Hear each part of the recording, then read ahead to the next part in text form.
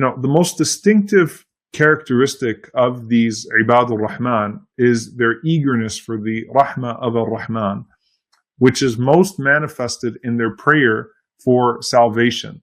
And so Allah subhanahu wa ta'ala mentions that they are praying for their own salvation. رَبَّنَا اصْرِفْ عَنَّا عَذَابَ جَهَنَّمَ. Oh Allah, remove from us the punishment of the fire.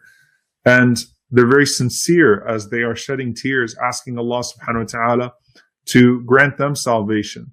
But they now extend that rahmah to their spouses and their children. And so in the broader sense, to their families as well.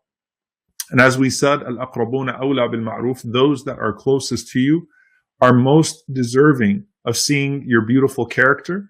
And one of the ways that you exemplify beautiful character for your family is you make dua for them. فَاسْتَجَابَ لَهُ رَبُّهُ. Deep into the night, that prayer, that ibadah, that dua that you make for your family is a special prayer. The prayer that you make for your parents to be forgiven, the prayer that you make for your spouses and your children to be guided and to be granted everything that you want granted for yourself. And so what is the prayer that they are making for their spouses and their children? It's a prayer for salvation. Okay? رَبَّنَا هَبْ لَنَا مِنْ أَزْوَاجِنَا وَذُرِّيَّاتِنَا قُرَّةَ أَعْيُنٍ.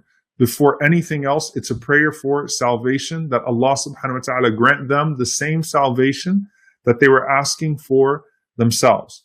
Now, this is, I think, probably one of those times, in fact, throughout these ayat, this is the time where it's most important to pull back into history and to see the situation unfolding the way that these companions were seeing the situation unfold in Mecca. Most of these people that were making this dua right now were in a situation where their spouses and or their children had not yet embraced Islam. Okay?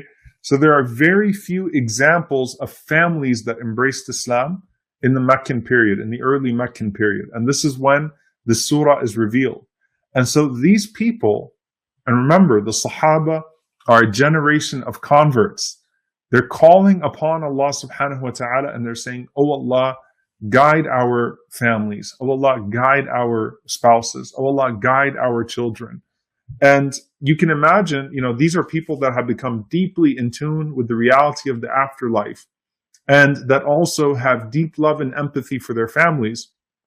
And as they are reading about the torment that some will face in the afterlife, how badly they don't want their families to be on the receiving end of that torment, right? Some maybe even more than themselves, okay? Maybe even more than themselves, because sometimes we love our family, especially children.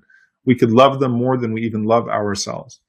And so you have that sahabi or sahabiya, that male or female companion whose wife or husband has not yet embraced Islam, whose children have not yet embraced Islam, and they are insisting upon idolatry and oppression. And they are calling upon Allah and saying, Ya Allah, let them be the coolness of our eyes. Let us see the moment where they embrace Islam and they enter into this realization as well.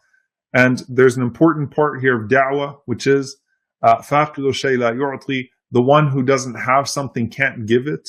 And so this person is already in a reality of prayer and in a reality of understanding the hereafter and be connected to the akhirah. And they want to give that to their families as well. One of the easiest ways to run your family away from Islam is to be a hypocrite with your religion, And so these are people whose families are witnessing their excellent character. They're witnessing the way they carry themselves as Ibadur Rahman, both in regards to their individual prayer habits and in regards to their public interactions. They are maintaining a certain regimen, holding themselves to certain standards in worship and in work, in private and in public deed, things that cause admiration to grow in the hearts of those that are near to them, that see them in their sincerity, and they're calling out and saying, Ya Allah, guide our spouses. Ya Allah, guide our offspring. Ya Allah, guide our parents. This is a generation of people, some of whose parents threatened them and told them that they would go on hunger strikes until they left Islam. Right? Imagine your mom telling you, "I will go on a hunger strike until you leave Islam." Right? So this is the generation of converts, and they don't want to be the only righteous and saved people in their homes. They want that to extend to everyone that is in their homes. And they say, وَجَعَلْنَا لِلْمُتَّقِينَ إِمَامًا, make us leaders of the pious. This is not referring to political leadership or leadership in a way that befits vanity, but instead leadership in a way that befits piety.